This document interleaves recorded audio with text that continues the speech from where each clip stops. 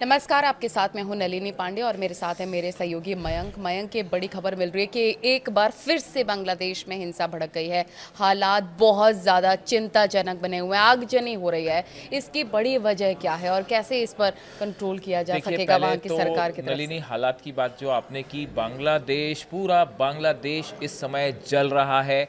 लाखों लोग सड़कों पर हैं। कल वहाँ पे दो बड़े अखबार जो है डेली स्टार और प्रथम आलो के ऑफिस को पूरी तरह से जला दिया गया।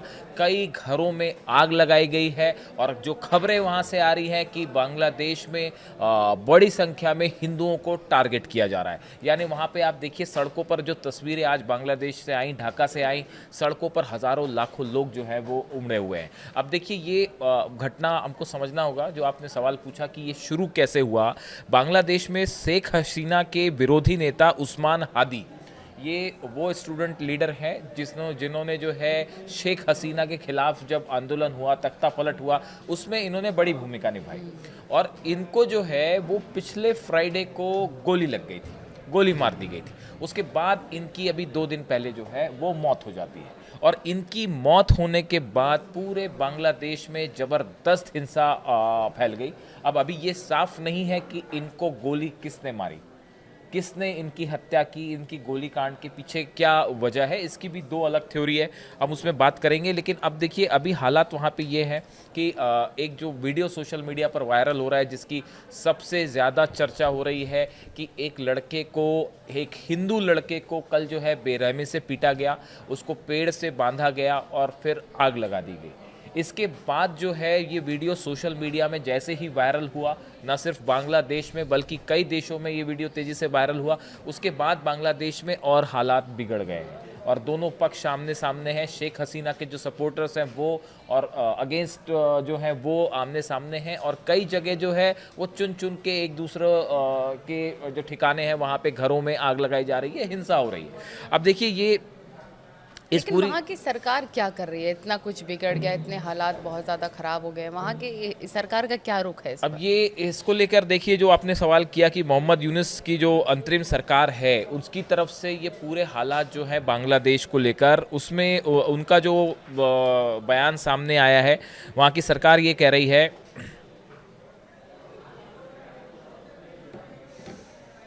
देखिए, इस पूरी घटना को लेकर बांग्लादेश की सरकार की तरफ से जो बयान आया है वो ये कह रही है कि नए बांग्लादेश में ऐसी हिंसा के लिए कोई जगह नहीं है।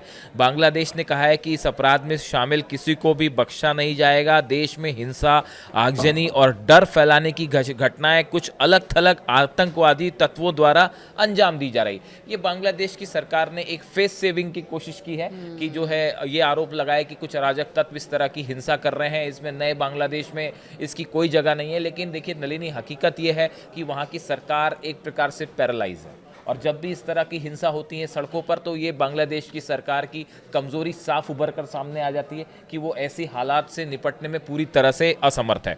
अब देखिए, इनकी तरफ से ये भी कहा गया, सरकार की तरफ से, कि हम हिंसा, भय, आगजनी और संपत्ति को नुकसान पहुंचाने की सभी घटनाओं की सख्ती से निंदा करते हैं। बयान में यह भी कहा गया कि बांग्लादेश इस समय ऐतिहासिक लोकतांत्रिक परिवर्तन से तो गुजर क्या रहा है। आपको अब देखिए, कुल मिला के स्थिति वहाँ पे ये है फिलहाल कि वहाँ पे लॉ एंड ऑर्डर नाम की कोई चीज़ नहीं है बांग्लादेश में, और ज़बरदस्त अराजक हिंसाएं हो रही हैं, घरों में आग लगाई जा रही है, लोगों को चुन चुन कर टारगेट किया जा रहा है, हिंदुओं को निशाना बनाया जा रहा है। दोनों पक्ष जो है वो आमने सामने है, शेख हसीना के सपोर्टर और अगेंस्ट। और फिलहाल जो है वहाँ पे एक ऐसे हालात है जैसे गृह युद्ध वाले हालात होते हैं। तो क्या ये जो हालात बने हैं, जो हिंसा बढ़ी है, उसके पीछे क्या पाकिस्तान की खुफिया एजेंसी आईएसआई का भी हाथ हो सकता है, जैसे दावे किए जा रहे हैं वहां से? ये एक बड़ा सवाल है। इसको लेकर तमाम एक्सपर्ट्स ने अपनी राय रखी है। कुछ लोगों का ये भी कहना है, इस तरह की बातें भी हो रही हैं कि बांग्लादेश में एक बार फिर तख्ता पलट की कोशिश हो रही है, और हो सकता है यूनुस की अंतरिम सरकार जो है उनको हटा दिया जाए। ये भी एक कोशिश हो सकती है, एक बड़ी साजिश ये भी हो सकती है। अब देखिए, आईएसआई का जहां तक सवाल है, जो सवाल आपने पर्टिकुलर पूछा, इसके पीछे देखिए कई वजह बताई जा रही हैं। वो ये है असल में कि हमने देखा पिछले कुछ समय में बांग्लादेश से ऐसी कई गतिविधियां हुई जो भारत को टारगेट करके करने की कोशिश की जा रही हैं। इस तरह की खबरें सामने आई।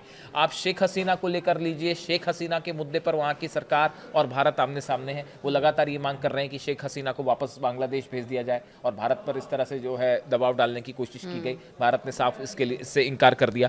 अब देखिए, इन हालात में कुछ भारतीय एक्सपर्ट्स का मानना है कि ये जो नेता हैं जिनकी हत्या की गई और जिसके उस्मान हादी जो है, उस्मान हादी की जिस तरह से हत्या हुई, इसके पीछे कौन है, ये एक बड़ा सवाल है कि उस्मान हादी को किसने गोली मारी। अब देखिए, इसमें दो बातें निकल के सामने आ रही हैं, दो थ्योरीज निकल के, हाँ, और क्यों मारी, दो बातें निकल के आ रही हैं। एक तो ये कहा जा रहा है कि क्या यूनुस सरकार के जो सपोर्टर्स हैं उन्होंने ही उस्मान हादी की हत्या कर दी ताकि जो है वो अगले साल जो इलेक्शन होने हैं वो इलेक्शन टल जाए। बिल्कुल, और क्या या ये एक साजिश थी, एक बड़ा एक जो है वो प्लॉट था जिसमें उस्मान हादी की हत्या की गई और खुद ही के लोगों ने जो है वो हत्या करवा दी कि मोहम्मद यूनुस को फायदा मिल सके, हाँ बिल्कुल, इस तरह की एक बात जो सामने निकल के आ रही है। दूसरा जो है, कुछ भारतीय एक्सपर्ट्स का मानना है कि इस हत्याकांड में बिना जांच के जिस तरह से आरोप लगाए गए, यानी आपको पहले जांच करनी चाहिए थी इस हत्याकांड की कि ये इस हत्या के पीछे कौन है।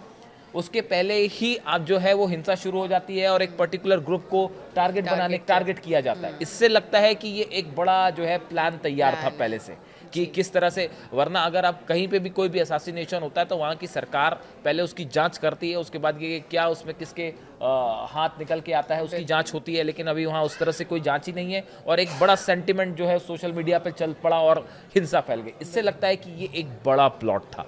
लेकिन देखिए, जिस तरह से बांग्लादेश में हिंसा हो रही है, हिंदुओं को टारगेट किया गया, उससे एक बड़ा गुस्सा देखा जा रहा है। वहाँ पे सरकार के खिलाफ भी गुस्सा है कि जो है वो हालात को नियंत्रण नहीं कर पा रहे, लॉ एंड ऑर्डर नाम की कोई चीज़ नहीं है। पूरे बांग्लादेश में जबरदस्त उथल पुथल मची हुई है और अगले एक दो दिन बड़े अहम है। ये देखने वाली बात होगी कि वहाँ पे ये हिंसा जो है ये क्या इसी तरह से बरकरार रहती है या एक बड़ा परिवर्तन या फिर कोई परिवर्तन की तरफ मामला आगे बढ़ता है। इस पर नजर रहेगी। अपडेट लगातार दर्शकों तक पहुंचाएंगे।